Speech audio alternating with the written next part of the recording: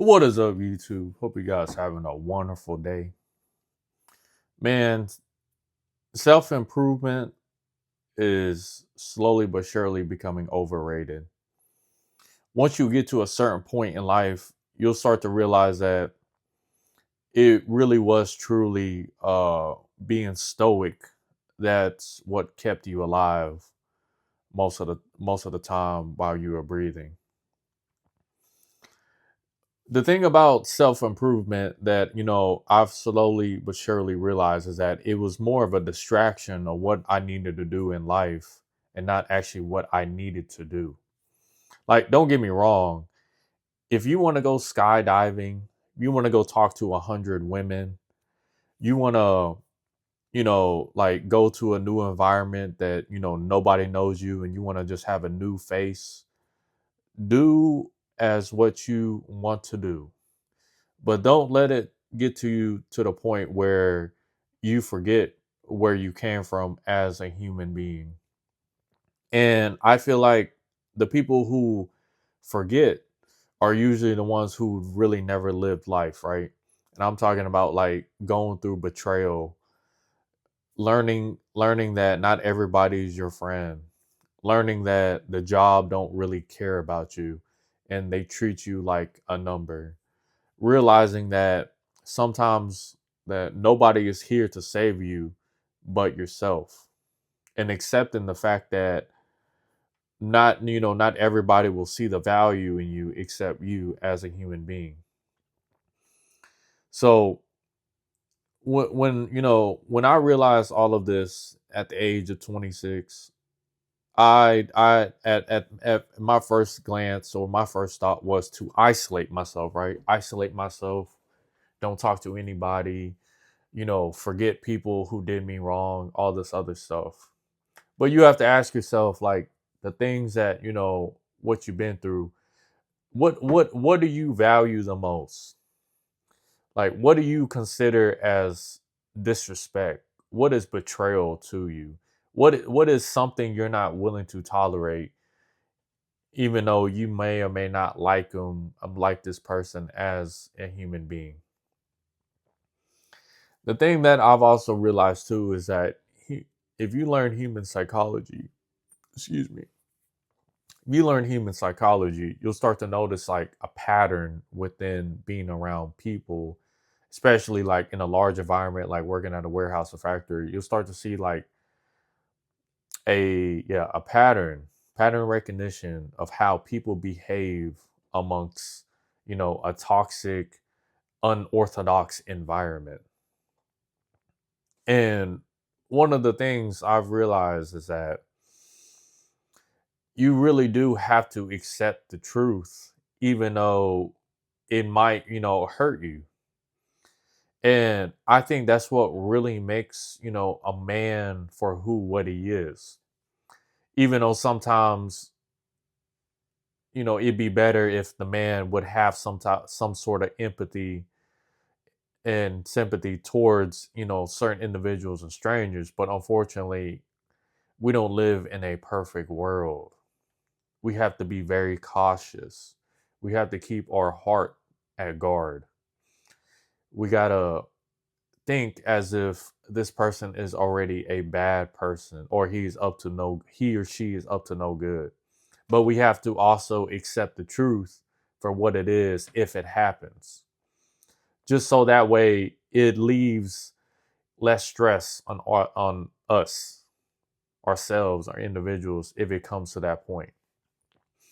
Like I heard the other day, would you ever get into a relationship with a woman and just, let her live her life?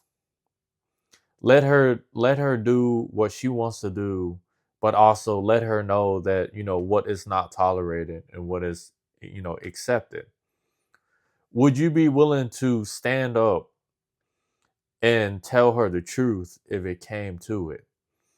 Or would you tell your friend that, so and so, their situation is not looking good, and you want to give them some advice, even though your friend won't take your advice? And it's not saying that he's a bad person. It's just saying He's probably not at a certain level of consciousness or maturity as much as you are. Those are the things that really made me realize who I was talking to on a daily basis. Every day I step outside my house. But it also made me realize that there's some things that you just don't need to invest in or even show your cards for. Like trying to be Mr. Smarty Pants or Mr. Right in every situation. Or trying to give advice when people didn't even ask you for advice because you're just trying to boost your ego. Like sometimes, bro, you just have to step back and relax and enjoy the moment and realize that your energy is not necessary for every situation or every interaction unless you feel like it's unfair on what you believe in. But for the most part, being stoic has helped me become detached when it comes to being attached to something that doesn't give me value in life. Everybody wants a stress free life, but nobody wants to go through life to accept that wisdom. There's also this saying that I've heard that men who are currently players were once in love, and when they realize that love is not real and it's just a social construct, you would say, that's when they, built this abundance of it doesn't matter what happens. I've already been through it. What doesn't kill you, I mean, what doesn't hurt you doesn't kill you. But you can only go through that. I mean, you can only feel what those words are saying until you go through it. And I feel like a lot of men or women, I'm really talking to men. A lot of men are just not that confrontational. They don't want to stand up and be alone in this fight when it comes to life. They want to hide.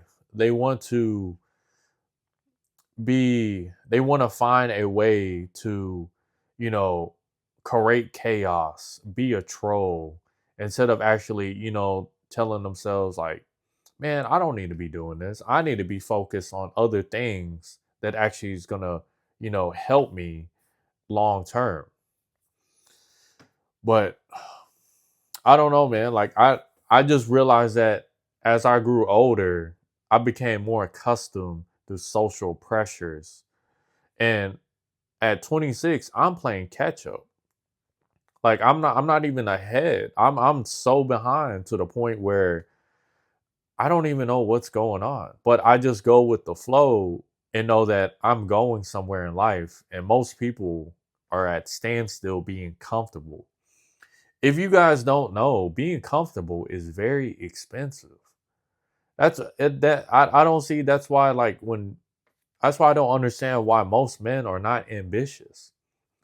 You have to be ambitious and want more out of life, especially here in America. That's the way how capitalism works, or the capitalist system. If you don't want more out of life, you're eventually just gonna get caught up into the comfortable trap. And 5, 10 years later, now you're trying to play catch up when you should already been playing catch up the whole time. If you guys ever worked around old people, especially around factories and warehouses, you'll notice that they're always bouncing job to job, going back to what they were making before they started their original job. And I'm telling you right now, man, like $20 an hour is not a lot of money, especially when you're like 30, 40 years old. It's not something that's sustainable. It's a stepping stone that people just don't understand because they get caught up after that 90-day probation, and then now here they are trying to figure out what they want to buy instead of just saving it for the future. And that's what it should be. Even though somebody's in the comments going to say, "Oh yeah, tomorrow's not promised. The future ain't promised tomorrow." Bro, we live in the most safest times. If you're going to work and going to home and your commute is less than 30 minutes, bro, you're pretty much living a safe lifestyle. Unless you're traveling a lot, like 30 minutes to an hour to your job, or you're riding public transportation, you have no reason to be in danger whatsoever. Unless you're doing drugs or breaking laws or being under the influence. But bro, come on, man. Like, just think about what I'm saying. Hope you guys have a wonderful day. I'll see you guys later.